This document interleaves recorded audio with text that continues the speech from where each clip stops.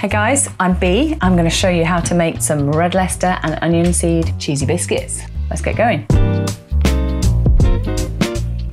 So, into a bowl, we're going to put our plain wholemeal flour, or just plain flour, pinch of salt, and in this case, vegan butter, but you can use regular if you like. Just going to roughly cube it and then rub it into the flour with my hands until you get like a nice breadcrumby kind of texture.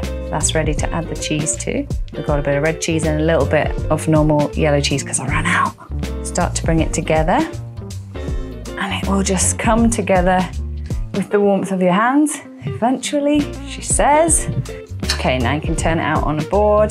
Just shape it and knead it a little bit into like two kind of sausage shapes, 5 to 7-ish centimeters across. Okay, there we go. That's what you're aiming for.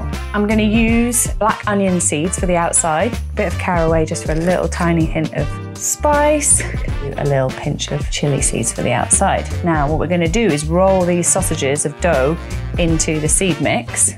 But keep going until you get like a nice bit of coverage. Okay, so we're gonna get a bit of cling film and just wrap up. These are gonna chill out in the fridge for a bit and then I'll cut them and show you how to bake them.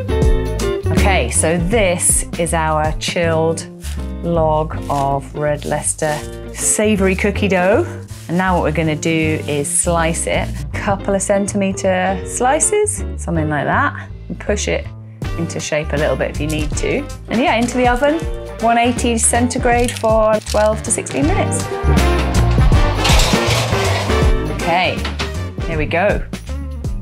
So these are my red Leicester onion seed savoury cookies. Delicious and great with beer. Look at that, appallingly poured beer. Yep, that'll do me.